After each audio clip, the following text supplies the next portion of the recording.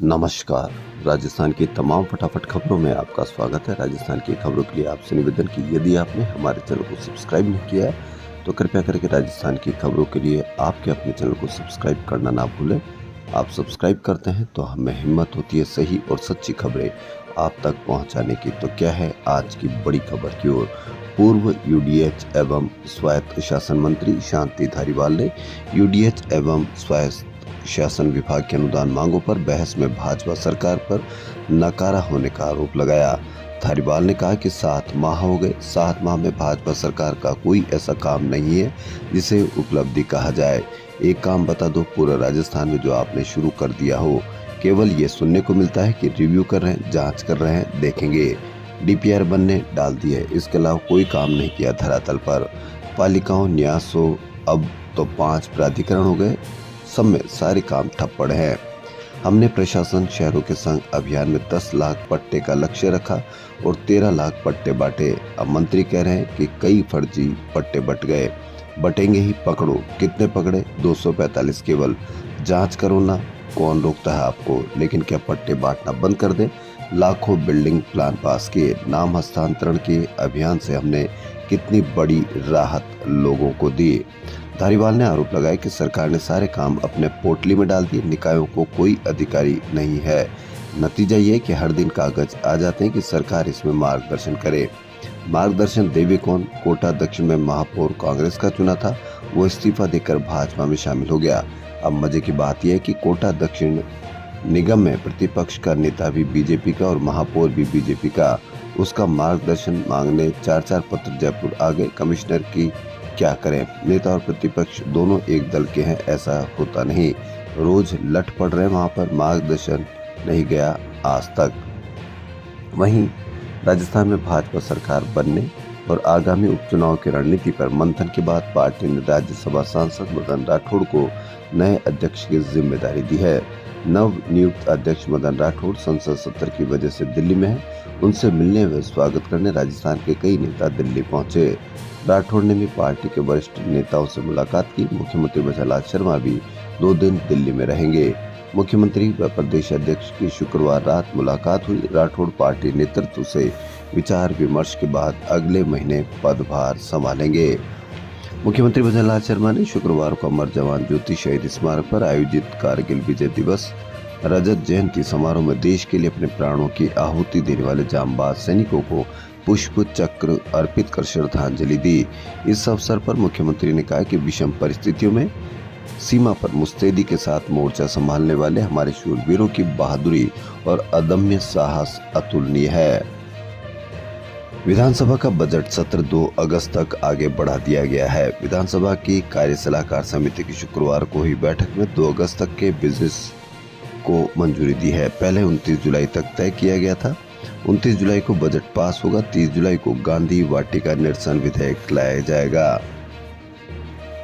बाजरे की खरीद को लेकर बवाल के बाद नेता प्रतिपक्ष टीकाराम जूली ने सीएम पर टिप्पणी की कि हमने सुना है कि कभी शेखावत के समय सीएम प्रश्नकाल में आए, आपको पहली बार देखा। मेरा आग्रह है कि आप रोज आया करो, इससे सदन व्यवस्थित रहेगा। सीएम मुस्कुराए, लेकिन जूली बोले, आप पहली बार आए हो इसलिए बोल रहा हूँ। इससे पहले खाद्य नागरिक आपूर्ति मंत्री सुमित गोदारा के जवाब से असंतुष्ट विपक्ष ने आरोप लगाया कि पीएम नरेंद्र मोदी ने तो बाजरे को श्री अन्न का दर्जा दिया, फिर कथनी करने में अंतर क्यों? सरकार के पास बाजरे की खरीद और एमएसपी को लेकर कोई स्पष्ट जवाब तक नहीं। भड़का विपक्ष वेल में आ गया। ब्लड बैंक अब रक्तदान के लिए किसी भी तरह की गिफ्ट देने का प्रचार नहीं कर सकेंगे। खाद्य सुरक्षा एवं औषधि नियंत्रण विभाग के आदेश के अनुसार प्रदेश के 300 से अधिक निजी व सरकारी ब्लड बैंक रक्तदाताओं को गिफ्ट नहीं दे सकेंगे। अभी तक कई निजी ब्लड बैंक डोनेशन कैंप में हेलमेट, घड़ी, सब कंबल, थर्मस, ट्रैक सूट, बैग या अन्य उपहार देते थे।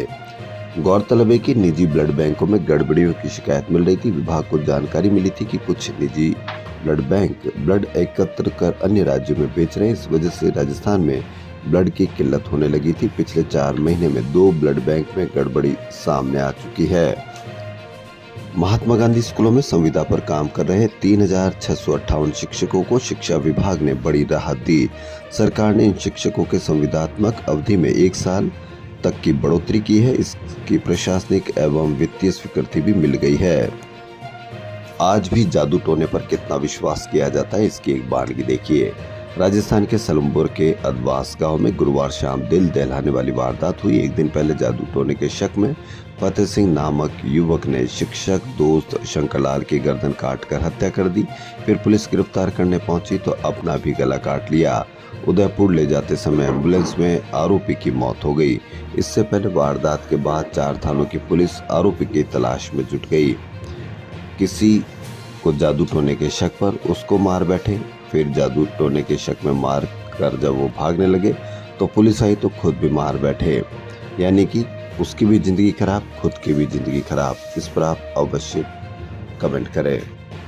सावन में मानसून एक बार फिर एक्टिव होने के बाद राजधानी में जमकर बरस रहा है। गुरुवार को आधी रात के बाद जोरदार बारिश हुई, जो शुक्रवार सुबह तक जारी रही।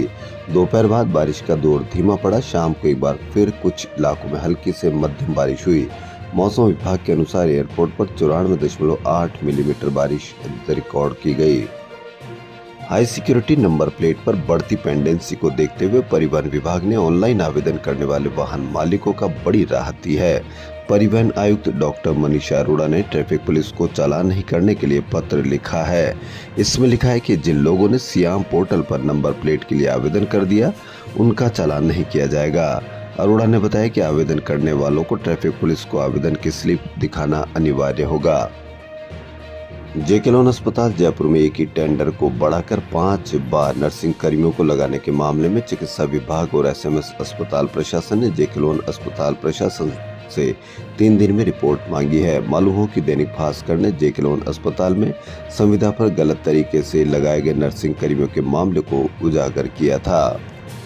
राज्य के 186 निकायों में 24,797 पदों पर निकली सफाई कर्मचारी भर्ती मास्टर रोल से कराने और वाल्मीकि समाज को प्राथमिकता पर अड़े सफाई कर्मियों ने हड़ताल के तीसरे दिन आंदोलन तेज कर दिया। सरकार के खिलाफ मोर्चा खोलते हुए हेरिटेज मुख्यालय से रैली निकाली गई। आधा किलोमीटर लंबी रैली में शामिल करीब 3000 सफाई कर्मियों ने जमकर नारेबाजी की। मुख्यालय से हाथों में झाड़ू और नारे लिखी तख्तियां लिए बूंदाबांदी के बीच रैली बड़ी चौपड़ त्रिपोलिया बाजार होते छोटी चौपड़ पहुंची। यहां एएसपी को मांगों का ज्ञापन सौंपा गया। यहां से रैली अजमेर गेट जाने लगी तो पुलिस प्रशासन ने रोक दिया। इससे पुलिस और सफाई कर्मचारियों में कहासुनी और झड़प हो गई। आखिरकार वाल्मीकि समाज के नेताओं ने कर्मचारियों से समझाइश की। इसके बाद रैली वापस मुख्यालय के लिए मुड़ गई और अजमेर गेट पर पूर्व प्रस्तावित सभा नहीं हो सकी। सॉरी मम्मी पापा, आपकी एक्सपेक्टेशंस पर खरी नहीं उतरी, यह कहकर एक सुसाइड नोट लिखकर एक युवती ने अपने आप को समाप्त कर लिया, खत्म कर लिया। ऐसा कब तक चलता रहेगा हमारे देश में? क्यों माँ बाप इतना उससे अपेक्षा करते हैं अपने बच्चों से? जब तक बच्चों से ऐसी अपेक्षा रहेगी, जब तक ऐसे केस चलते रहेंगे, यहाँ माँ बाप पर भी कोई न कोई केस जरूर करना चाहिए ताकि उनके लिए नज़ीर बने। जो माँ बाप अपने बच्चों पर दबाव डालकर वो बनवाना चाहते हैं जो वो खुद ना बन सके या बच्चा बन ही नहीं सकता। इस पर आप अवश्य कमेंट करें। राजस्थान स्कूल शिक्षा परिषद की ओर से स्कूलों में मनाए जा रहे शिक्षा सप्ताह के दौरान रविवार को अब स्कूल नहीं खुलेंगे। शिक्षकों के विरोध के बाद परिषद बैकफुट पर आ गया और रविवार को होने वाली गतिविधियों के लिए संशोधित तिथि जारी की। अब 28 जुलाई की गतिविधियों को 5 अगस्त को आयोजित किया जाएगा। इससे पहले परिषद ने रविवार को स्कूल खोलने के निर्देश जारी किए थे। राजस्थान में दिव्यांगों के प्रमाण पत्रों के लिए 40,000 की पेंडेंसी के मामले को गंभीरता से लिया है। विशेष योग्यजन आयुक्त ने निदेशक से लगातार दिव्यांग प्रमाण पत्रों के लिए बढ़ रही पेंडेंसी के लिए 7 दिन में रिपोर्ट मांगी है। दिव्यांगजन अधिकार अधिनियम 2016 की धारा 81 सहपठित धारा 80 के अनुसार न्यायालय में अनुपालना तथ्यात्मक रिपोर्ट देना अनिवार्य है।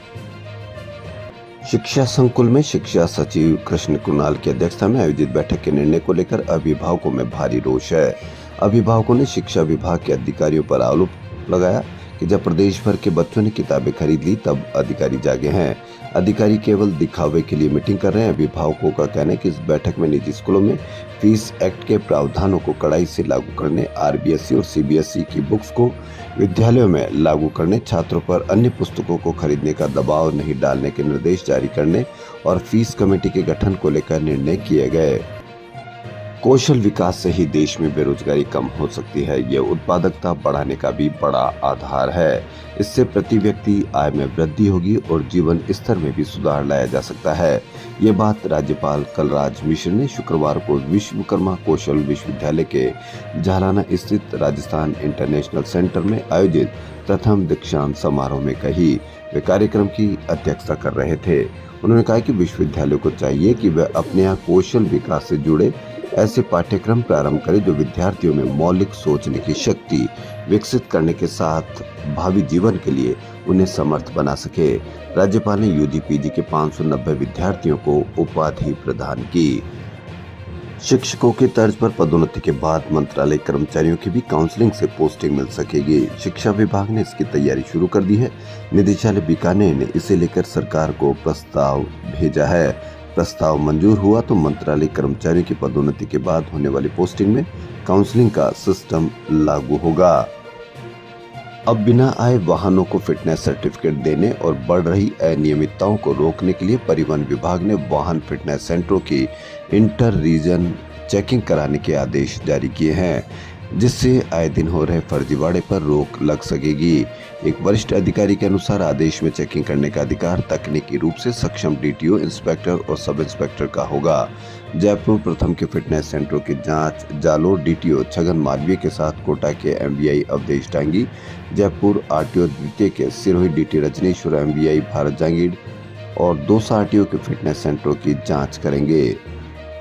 जयपुरी अस्पताल जहां डॉक्टर्स व स्टाफ की कमी से जूझ रहा है, वहीं यहां की जांच मशीनें भी खराब होने से मरीजों को रोज परेशान होना पड़ रहा है। अस्पताल में इमरजेंसी एक्सरे मशीन पिछले 7 दिन से खराब है। नतीजतन इमरजेंसी में आने वाले मरीजों की ओपीडी में रखी मशीन पर जांच की जा रही है। राजस्थान की खबरों फिलहाल इतना ही। यदि आपको राजस्थान की खबरें पसंद आ रही है तो आपके अपने चैनल को सब्सक्राइब करना ना भूलें। धन्यवाद।